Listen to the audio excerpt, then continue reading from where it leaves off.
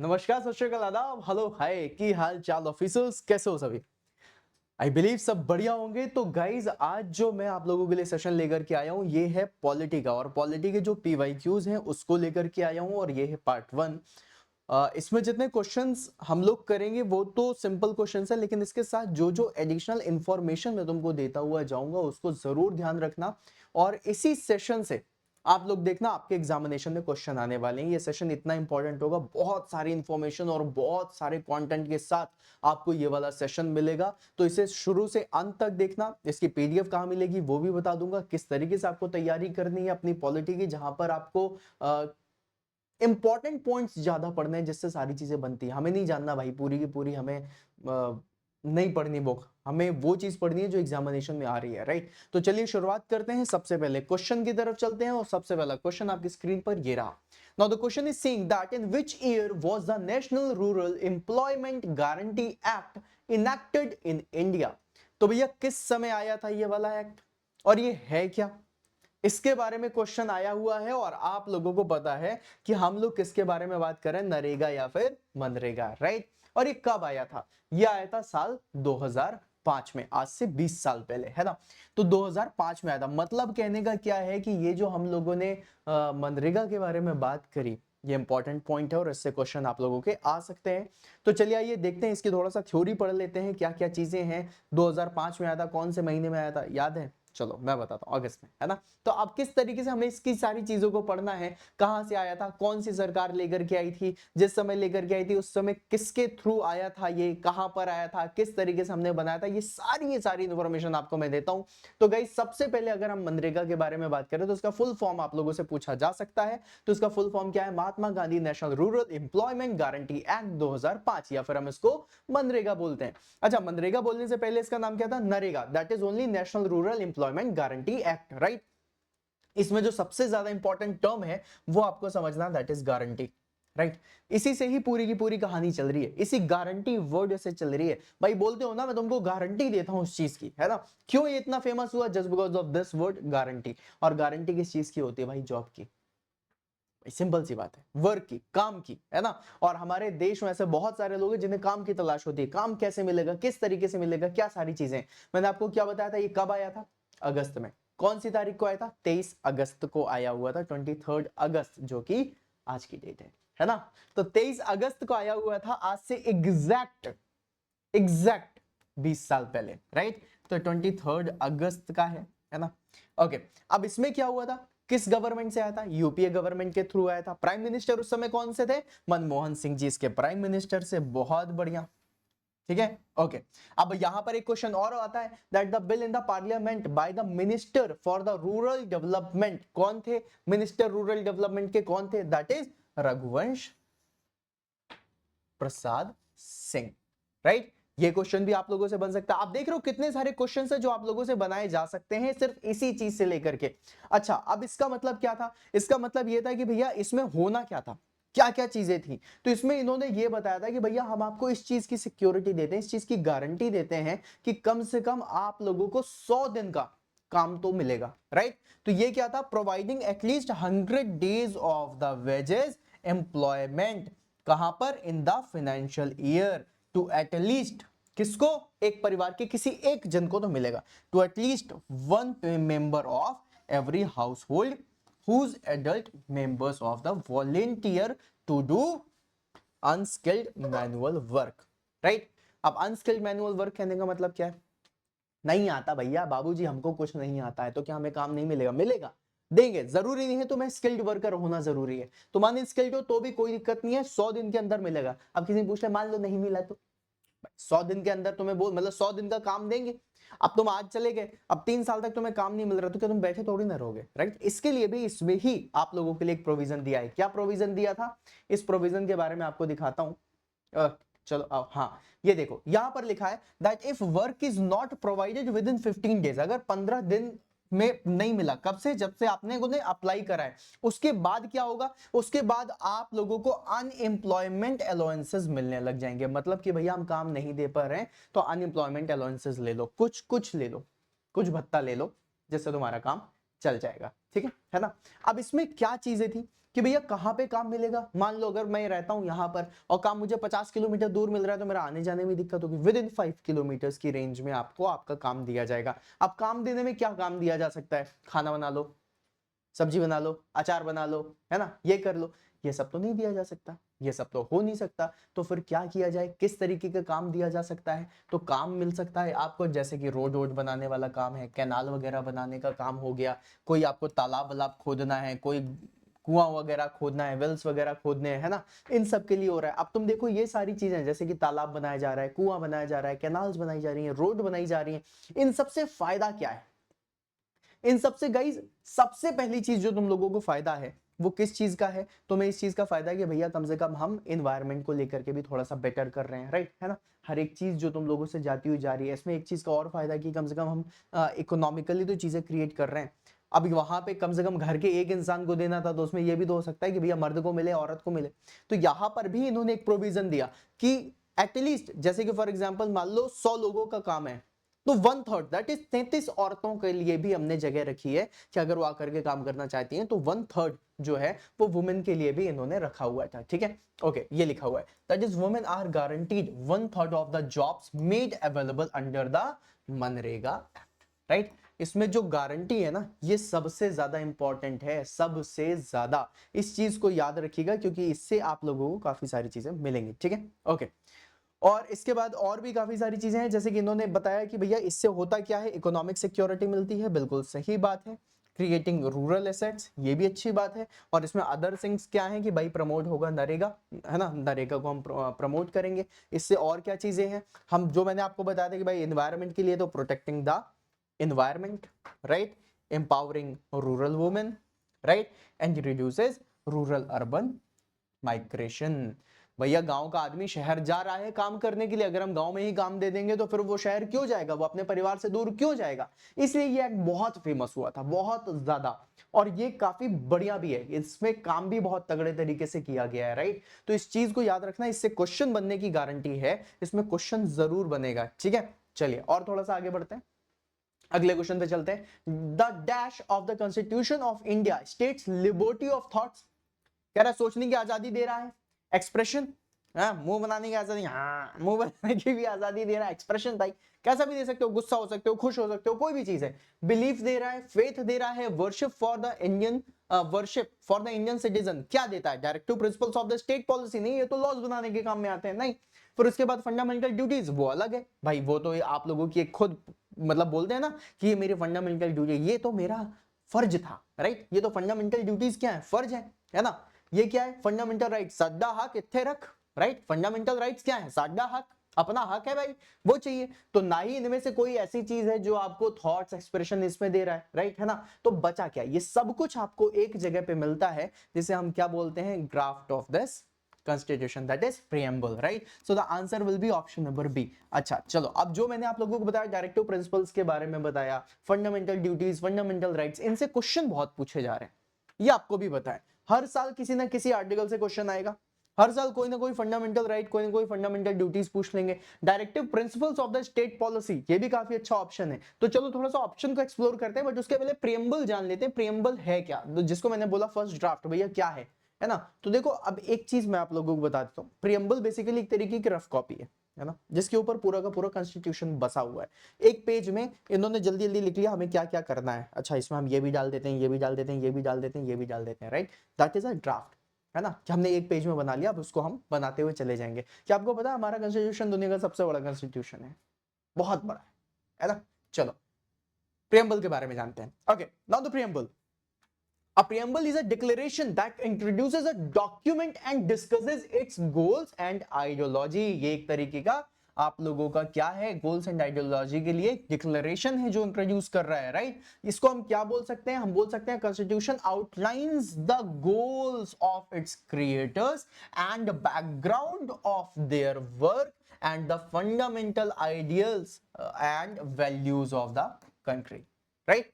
ये बताया जा रहा है। अब प्रियम्बल क्या है, preamble makes it clear that the Indian people are the constitution's ultimate authoritative source, right. कि भैया देश में जो जितनी भी जनता है उनके लिए जितनी भी चीजें कर रही हैं that is the authoritative sources, right, जिनके लिए हम काम करेंगे। Okay, India is a proclaimed to be a sovereign, sovereign कहने का मतलब होता है हर धर्म को मानने वाला, राइट। सोशलिस्ट, हर धर्म को मानने वाला नहीं, सोवरेन मतलब आजाद, है ना, ऐसा समझो, आजाद, socialist, secular and democratic republic in the preamble, right. Sovereign मतलब होता है आजाद, जैसे कि हम कहते हैं ना हम आजाद हैं, है ना। सोशलिस्ट समाजवादी, सेक्युलर जो कि हर धर्म को मान रहा हो, है ना, इस तरीके से, एंड डेमोक्रेटिक जो पब्लिक के लिए सोचे, है ना। Okay, and Republic in the preamble, right? Now the preamble's goals are to be uphold nation's unity and integrity by securing justice, न्याय, liberty, equality and fraternity of all the citizens. Now preamble के बारे में बोला गया था कि भैया preamble कब आया था, आप लोगों को पता है भैया कॉन्स्टिट्यूशन हमारा कब लागू हुआ है, तो आपको सब लोगों को पता है कि भाई 26 जनवरी 1950 को।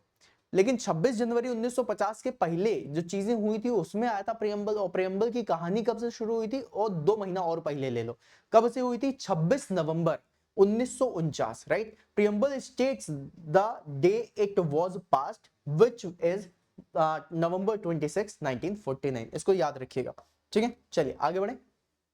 डायरेक्टिव प्रिंसिपल्स क्या होते हैं? डायरेक्टिव प्रिंसिपल्स भाई साहब लॉज बनाने के काम में आते हैं। अब कोई भी तुम्हें लॉ बनाना है तो तुम किसी ना किसी प्रिंसिपल को मानते हुए जाओगे ना कि भाई ये मेरा प्रिंसिपल है। तुम कोई भी काम करते हो, तुमने अपने सिद्धांत बनाए हुए ना, तो directive principles of state policy is nothing but it is a law बनाने के लिए जो सिद्धांत चाहिए, वो सिद्धांत के बारे में आपको डायरेक्टिव प्रिंसिपल्स बताता है, ठीक है। अब directive principles of the state policy served as guidance for how the government should draft law. कह रहा भैया किस तरीके से लॉ बनाना है उसकी गाइडेंस कौन देगा? डायरेक्टिव प्रिंसिपल, सिद्धांत। तुम्हें पता होगा ना कि भाई मैं अगर कोई काम करने जा रहा हूं इसमें कोई भी मक्कारी नहीं होगी, फुल ईमानदारी के साथ काम करूंगा, वो क्या? सिद्धांत, ये बताएगा, राइट। तो स्टेट लॉज जितने भी ड्राफ्ट होने वाले हैं उसके लिए जितनी भी चीजें हैं वो ये बताता है। अच्छा, अब इसमें एक चीज और समझ लेना, ये मतलब अब जैसे कि फॉर एग्जांपल पूरी ईमानदारी से काम होना है, मुझे झूठ नहीं बोलना चाहिए, ये सारी चीजें ये बंदूक की नोक में नहीं कराया जा सकता, ये वाली बात समझते हो, ये अंदर से आता है ना। इसी तरीके से जो डायरेक्टिव प्रिंसिपल्स है ये वो नहीं है कि तुम्हें फोर्स ही करना पड़ेगा तभी तुम्हें करना है, लेकिन एक चीज होती है ना कि अब जैसे फॉर एग्जांपल मान लो कोई बड़े इंसान है ना, कोई बुजुर्ग आदमी है ना, बुजुर्ग इंसान के जो पैर छूते हो तो वो तुम अपने सम्मान में छू रहे हो, है ना, उनके मतलब अपने दिल में जो उनके लिए सम्मान है उसके लिए छू रहे हो। ऐसा तो नहीं हो रहा मेरे लाल कि उन्होंने बिल्कुल फोर्स करा कि नहीं पाँव छू, पाँव जल्दी जल्दी पाँव छू, हाँ पाँव छू पहले, ऐसा तो नहीं है, राइट। उनके सम्मान में कर रहे हो, राइट। इसी तरीके से डायरेक्टिव प्रिंसिपल को भी हम लोगों ने इन्फोर्स नहीं करा, लीगली इन्फोर्स्ड नहीं है ये, राइट। लेकिन फिर भी हम इसके थोड़ा सा सम्मान में जितनी भी चीजें, क्योंकि सिद्धांत अच्छे हैं, प्रिंसिपल्स अच्छे हैं, उनके बेसिस में करेंगे, जनता का भला ही होना है, इसलिए ऐसा बनाया गया था, राइट। समझना क्या लिखा है। Although the principles upon which these provisions found in the part 4 of the constitution are based are not legally enforceable, not legally enforceable, the state is still obliged to follow them when formulating any policies and in enacting legislation। कि भैया यहां पर जो state है still obliged to follow them, कृतज्ञ हैं उनको follow करने के लिए, समझ रहे हो? ओके। अब अगर मैं बात करूं तुमसे, मैंने स्टेट पॉलिसीज की बात करी, फंडामेंटल ड्यूटीज क्या है? ये तो मेरा कर्तव्य है, ये तो मेरा काम था, ये तो मेरा फर्ज था, तो वही फंडामेंटल ड्यूटीज कहलाती हैं। That the moral responsibility of all the people to support the unity of India and advance patriotism, देशभक्ति is known as the fundamental duty. भैया अपने देश के प्रति ईमानदार होना, अपने देश के लिए देशभक्ति दिखाना, अपनी देश के लिए जितनी भी तुम ड्यूटीज या फिर रिस्पॉन्सिबिलिटीज निभा रहे हो वो है तुम्हारी फंडामेंटल ड्यूटीज। स्वच्छ भारत अभियान, हमें गंदा नहीं करना है, फंडामेंटल ड्यूटी, समझ रहे हो? हर किसी के जो आजादी या फिर जो फ्रीडम ऑफ स्पीच या फिर ये सारी चीजें जितनी भी हम बोलते हैं फंडामेंटल राइट्स हैं, उन सभी का सम्मान करना भी हमारी ड्यूटी है।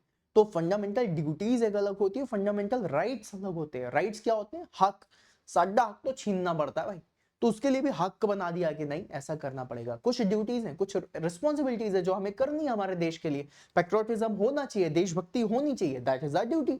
अब उसके बाद अगर मैं बात करूं आप लोगों से, राइट, फंडामेंटल राइट्स की, आओ तो अगर फंडामेंटल राइट्स के बारे में इससे क्वेश्चन हर बार पूछे गए गाइस, हर बार, मतलब तुम ये समझ लो जितनी बार भी आप लोगों से पेपर हुआ है फंडामेंटल राइट्स में किसी न किसी आर्टिकल से आपके क्वेश्चन आए ही आए हैं, ये वाली बात आपको पता है। फंडामेंटल राइट्स कहां दिया हुआ है? पार्ट 3 में दिया हुआ है कॉन्स्टिट्यूशन के। चलो बहुत बढ़िया।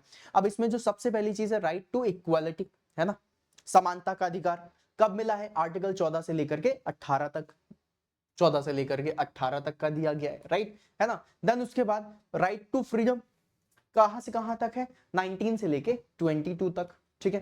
फिर उसके बाद राइट अगेंस्ट एक्सप्लॉयटेशन, एक्सप्लॉयटेशन का जो उसके अगेंस्ट जो राइट बने हुए हैं वो 23 24 में है। फिर उसके बाद फ्रीडम ऑफ रिलीजन, भाई हम कहते हैं हमारे देश में जितने भी लोग हैं, है ना, जितने भी लोग हैं वो सारे के सारे किसी भी रिलीजन को मान सकते हैं। तो जो फ्रीडम ऑफ रिलीजन है वो किसमें है? 25 से लेकर के 28 तक में है। फिर उसके बाद एजुकेशनल राइट्स, सबको पढ़ना है, cultural and educational rights, right, ये किसमें है? 29 से लेकर के 30 तक में, राइट। और कॉन्स्टिट्यूशनल रेमेडीज जिसके बारे में आप लोगों से काफी पूछा जाता है, ये आर्टिकल 32 में है। तो इसको याद रखिएगा, ये क्वेश्चन आपसे जरूर पूछा जाता है। अगले क्वेश्चन पे चलते हैं। अगला क्वेश्चन आपकी स्क्रीन पर, now it is saying that, अच्छा ये देख रहे हो 2 क्वेश्चन करें लेकिन 2 के अंदर कम से कम 20 क्वेश्चन का तुम्हें डेटा दे दिया है। और अगर तुमने वो क्वेश्चंस को अच्छे से रिवाइज कर लिया, सारी चीजें कर ली, तुम्हारा जलवा हो जाएगा भाई। तुम खुद देखना ये क्वेश्चंस तुमसे कितनी बार एग्जामिनेशन में पूछे, और बढ़िया मजे के साथ पढ़ना है, चीजों को समझना है ना। साडा किथे रख फंडामेंटल राइट्स, राइट, ये तो मेरा कर्तव्य है, फर्ज है, ड्यूटी है। Fundamental duty, responsibilities, the moral responsibilities क्या है? फंडामेंटल ड्यूटीज, है ना।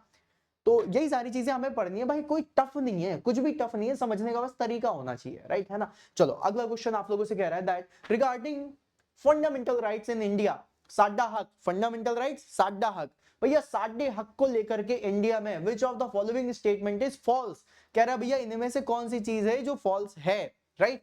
कह रहा है they are protected and guaranteed by supreme court, कह रहा है भैया ये जो हमारे राइट्स हैं ये सुप्रीम कोर्ट द्वारा प्रोटेक्ट और गारंटीड किए जा रहे हैं। भाई बिल्कुल सही बात है, ये तो सही स्टेटमेंट है।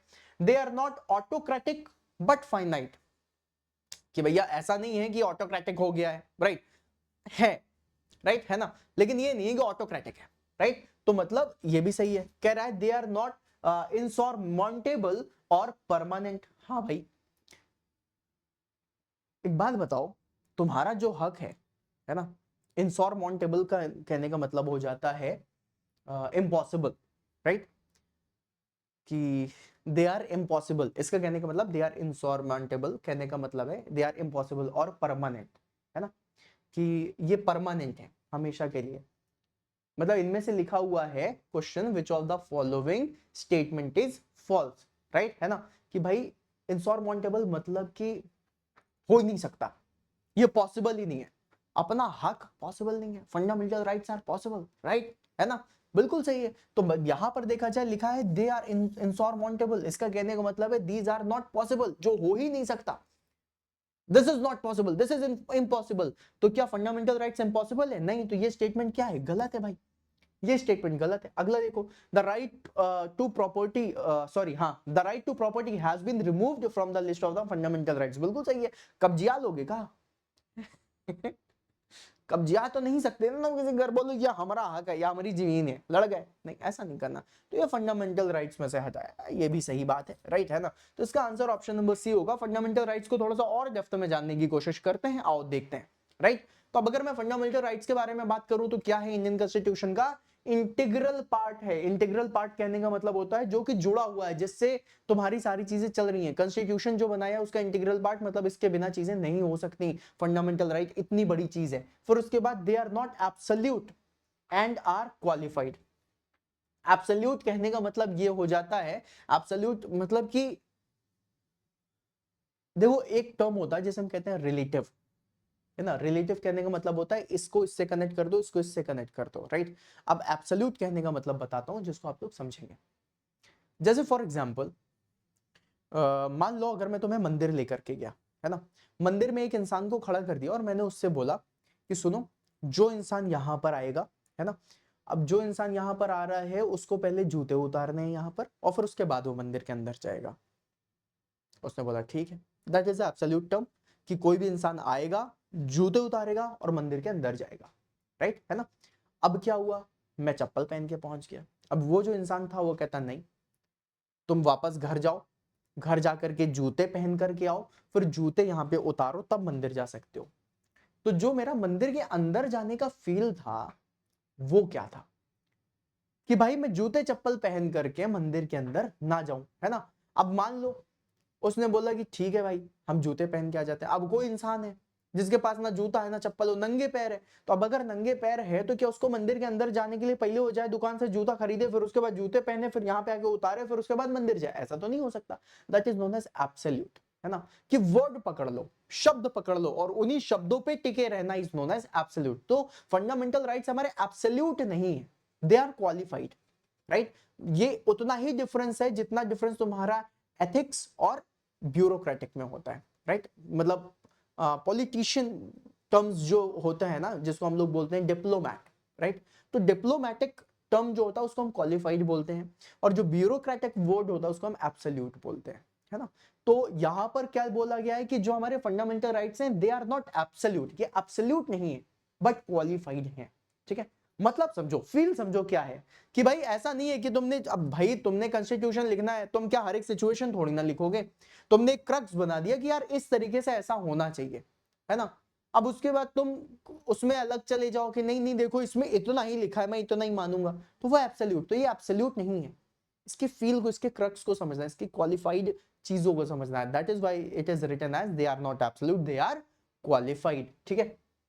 चलो, there are limitations based on the reasonable actions for the collective interest of the society. Now they are the justiciable, meaning they can be enforced in the court of law. बिल्कुल सही बात है भाई, ये सारी चीजें की जा सकती हैं। तो जितनी भी इंफॉर्मेशन मैंने आपको दी है इसको जरूर पढ़ना, ठीक है। आप लोगों की चीज समझनी है। इसमें एक बहुत इंपॉर्टेंट चीज है जो मैं आप लोगों को बता दूं। देखो भैया, फंडामेंटल राइट्स के बारे में हर किसी को पता है, लेकिन फंडामेंटल राइट्स में भी एक केस आता है जिसको हम कहते हैं इमरजेंसी का केस, है ना। जैसे अभी कोविड आया था, अब आप कोविड में कहो कि भाई मुझे ये करने की इजाजत है मुझे, या फिर कोई इमरजेंसी लग गई, लड़ाई झगड़ा हो रहा है, मुझे तो फ्रीडम ऑफ स्पीच है, मुझे ये है, मैं कुछ भी बोल सकता हूँ, नहीं ऐसा नहीं है। तो इसमें एक चीज याद रख लेना, ये वाला point, that they can be suspended during an emergency except for the article 20 और 21। 20 और 21 आर्टिकल को छोड़ करके बाकी जो आर्टिकल्स हैं उनको इमरजेंसी के टाइम पे सस्पेंड किया जा सकता है फंडामेंटल राइट्स में भी, इसको याद रखना, ठीक है। चलिए आगे बढ़ते हैं। इंपॉर्टेंट पॉइंट्स में ये जो मैंने आर्टिकल आपको दिए थे ये आपको दिख रहे हैं, है ना। ओके, तो मतलब अब जो आप लोगों का है, जितने भी मैंने आर्टिकल्स की सारी चीजें बताई हैं वो सारी चीजें आपको यहां पर मिलेंगी। यहां पर एक चीज समझिएगा, जिस क्वेश्चन को मैंने यहां पर बता दी कि भैया के कब्जियाल हो गए, याद आ रहा है कि मेरा जमीन पे कब्जा कर लिया, इसको समझना। Okay, the right to property is not a fundamental right and become a constitutional right under article 300A by the 44th amendment of the 1978, right। अब constitutional right और fundamental right में क्या है? फंडामेंटल राइट्स के लिए तुम्हें किसी paper की जरूरत नहीं है, तुम्हें किसी प्रूफ की जरूरत नहीं है, that is yours, right. Constitutional right, अब कॉन्स्टिट्यूशनल राइट भी एग्जैक्टली देखा जाए तो फंडामेंटल राइट के जैसा ही है, ऐसा है, लेकिन उसके लिए तुम्हें पेपर्स, प्रूफ्स, इन सब की जरूरत पड़ेगी, राइट। समझना इस चीज को, that is a very important point, है ना। इसमें बहुत इस तरीके से तो बहुत सारे राइट्स हैं जो आप लोग बोल सकते हो, जैसे कि नेचुरल राइट्स क्या होते हैं क्या नहीं है ना। तो अब अगर तुम बोलो फंडामेंटल राइट्स तो नेचुरल राइट्स के ऊपर बेस्ड है, नहीं ऐसा नहीं है, ऐसा बिल्कुल भी नहीं है, राइट, है ना। तो इस चीज को समझना, ठीक है। फिर उसके बाद यहां पर जितनी भी चीजें मैंने तुम्हें बताई, right, that is right to equality हो गया, राइट टू फ्रीडम हो गया, राइट टू एक्सप्लॉयटेशन हो गया, ये सारी चीजें मैंने आपको बताई हैं, तो इसको याद रखिएगा। अगले पार्ट में चलते हैं। अगला क्वेश्चन आप लोगों से कह रहा है, in which of the following places has the Indian currency note printing press not being established as of the year that is January 2021, right। 2021 के अलोंग पे कौन सी चीज है जहां पर नहीं हुआ? तो मतलब ये तो आपको पता होगा, देवास, मैसूर, नासिक, भुवनेश्वर में नहीं है। Answer option number A will be the correct answer, right, है ना। अब इंडियन करेंसी, तुम लोगों ने वो सीरीज देखी फर्जी, देखना, पूरी की पूरी इंडियन करेंसी के ऊपर बेस्ड है ना। जिस तरीके से फेक नोट्स कैसे बनते हैं, क्या होता है, क्या सारी चीजें हैं, अब इनको बचाने के लिए हमारी इंडियन गवर्नमेंट क्या क्या कर रही है, कहाँ कहाँ पे प्रिंटिंग प्रेसेस लगाई हुई हैं, क्या वो प्रिंटिंग प्रेसेस एग्जैक्ट उसी तरीके से चलती हैं, सिक्के भी क्या उसी प्रिंटिंग प्रेस में बनते हैं, या फिर कॉइन्स अलग जगह बनाए जाते हैं, कॉइन्स की जो प्रिंटिंग होती है उसको क्या बोलते हैं, मिंटिंग बोलते हैं बेसिकली, है ना। आप लोगों ने अगर मैकेनिकल इंजीनियर हो तो आप लोगों ने एक टर्म सुना होगा डिंकिंग, है ना, एम्बॉसिंग सुना होगा तुम लोगों ने। एम्बॉसिंग जो होती है ना, एम्बॉसिंग और डिम्बॉसिंग, राइट, डिबॉसिंग नॉट डिम्बॉसिंग, डिबॉसिंग और एम्बॉसिंग, ये सारी चीजें जो है ये मैकेनिकल इंजीनियरिंग के टर्म्स हैं जो कि आपकी मिंटिंग में काम आते हैं, है ना, उभारे आ जाते हैं, एक मेटल पे आपकी चीजें उभारी जाती हैं, ठीक है, दैट इज एम्बॉसिंग, ठीक है। तो ये सारी चीजें आपकी किस में होती हैं, कॉइन्स में होती हैं। कॉइन्स कहाँ बनाए जाते हैं, क्या सारी चीजें, तो आप थोड़ा सा प्रिंटिंग के बारे में जानते हैं तो मैं बड़ा मजा आएगा। ओके, नाउ तो क्वेश्चन था आपका प्रिंटिंग प्रेस को लेकर के, जिसमें मैंने बता दिया आप लोगों को भुवनेश्वर नहीं होगा। अब देखो, अगर मैं करेंसी नोट्स के बारे में बात करूं तो भैया करेंसी नोट प्रेस कहां पर है, नासिक में है। अगर कोई पूछता है बैंक नोट प्रेस कहां है तो वो देवास में है। अगर कोई बोलता है भारतीय रिजर्व बैंक नोट मुद्रण जो है वो कहां है तो सल्बोनी एंड मैसूर में है। अगर आपसे पूछे the water mark paper manufacturing mill कहां है तो आप बताओगे होशंगाबाद में है, राइट, ठीक है, समझ में आया। ओके, फिर उसके बाद अब ये क्या है, नॉन जुडिशियल स्टैंप्स वगैरह बनाने के काम में आते हैं, बैंक नोट्स बनाने के काम में आते हैं। फिर उसके बाद आता है कि आप लोगों का मान लो सिक्के बनाने हैं, कॉइन्स बनाने हैं, राइट, तो कॉइन्स को मैंने क्या बताया था, मिंटिंग की जाती है, दे आर मिंटेड, है ना। तो अब जब भी कभी होगा तो किस कंपनी के द्वारा किया जाता है तो the coins are minted by security printing and minting corporation of India, जिसको हम क्या बोलते हैं, SPMCIL बोलते हैं, ठीक है। ओके, अब इसकी पूरी इंडिया में सिर्फ 4 जगह ही कहानी होती है, मतलब 4 जगह ही बनाया जाता है। पहला कहां बनाया जाता है, मुंबई, राइट, दूसरा कहां बनाया जाता है, कोलकाता, तीसरा कहां बनाया जाता है, हैदराबाद, चौथा कहां है, नोएडा, उत्तर प्रदेश, ठीक है। चलिए आगे बढ़ते हैं। अब गाइस यहां पर एक चीज और समझिएगा, बहुत खास बात बताने वाला हूं आप लोगों को। हमारे इंडिया में टोटल ऑफिशियल लैंग्वेजेस कितनी है, 22, ठीक है, 22 लैंग्वेजेस हैं। उन 22 लैंग्वेज में से 17 लैंग्वेज आपके पेपर मतलब नोट में होती हैं। आपको पता है हमने मोस्टली कितनी देखी, हिंदी और इंग्लिश, है ना, बाकी हमने लैंग्वेजेस देखी नहीं। आज आप लोग पेपर उठाना, मतलब पेपर बोल रहा हूं, अपना नोट उठाना जो पेपर वाला होता है, 500 का नोट चलो उठा लेना, ठीक है, उसमें आप पलटना, वो आगे तो आपको हिंदी इंग्लिश दिख जाएगा, उसको पलटना, पलटने के बाद आप लोगों को 17 लैंग्वेजेस देखने के लिए मिलती हैं, राइट, है ना। 22 में से 17 लैंग्वेज जो हैं वो कौन कौन सी हैं वो भी लिखी हुई हैं, राइट, जैसे कि फॉर एग्जांपल असमीज हो गई, बंगाली हो गई, गुजराती हो गई, कन्नड़ा हो गया, कश्मीरी हो गई, कोंकणी हो गई, मलयालम हो गई, मराठी हो गई, नेपाली भी होती है, उड़िया भी होती है, पंजाबी भी होती है, संस्कृत भी है, तमिल भी है, तेलुगु भी है, और एक चीज और, उर्दू भी है, राइट। 17 नाम ले लिया मैंने, हो गए होंगे, मतलब इतनी तो एटलीस्ट होती है ना, ठीक है, और हिंदी इंग्लिश तो है ना ठीक है, चलिए आगे बढ़ते हैं। अगला क्वेश्चन आपकी स्क्रीन पर ये रहा। क्वेश्चन कह रहा था विच of the following statement is correct, इनमें से कौन सा स्टेटमेंट करेक्ट है। ये क्वेश्चन थोड़ा सा आउट ऑफ द टच होता है जस्ट बिकॉज इसमें चीजों को याद रखना थोड़ा मुश्किल होता है ना, लेकिन फिर भी हम लोग देखेंगे कि इसको किस तरीके से किया जा सकता है। Okay, now 2 members of the Lok Sabha are nominated by the speaker of the Lok Sabha. भैया यहाँ पर ये होता है कि स्पीकर कहां पे रखा जाता है, चेयरमैन कहां पर रखा जाता है, ये भी क्वेश्चन आता है आप लोगों से। तो स्पीकर आप लोगों को लोकसभा में मिलता है, राज्यसभा में क्या मिलता है, चेयरमैन मिलता है, ठीक है, याद रखिएगा। ओके, तो भैया 2 मेंबर लोकसभा के स्पीकर देते हैं, 12 मेंबर्स राज्यसभा के किससे होते हैं, प्रेसिडेंट नॉमिनेट करता है, 4 मेंबर लोकसभा के नॉमिनेटेड बाय प्रेसिडेंट, नहीं 2 मेंबर राज्यसभा के nominated by the chairman of the Rajya Sabha. इसका करेक्ट आंसर होगा ऑप्शन नंबर बी, 12 मेंबर्स वाला, जो कि हमारे श्री प्रेसिडेंट साहब देते हैं।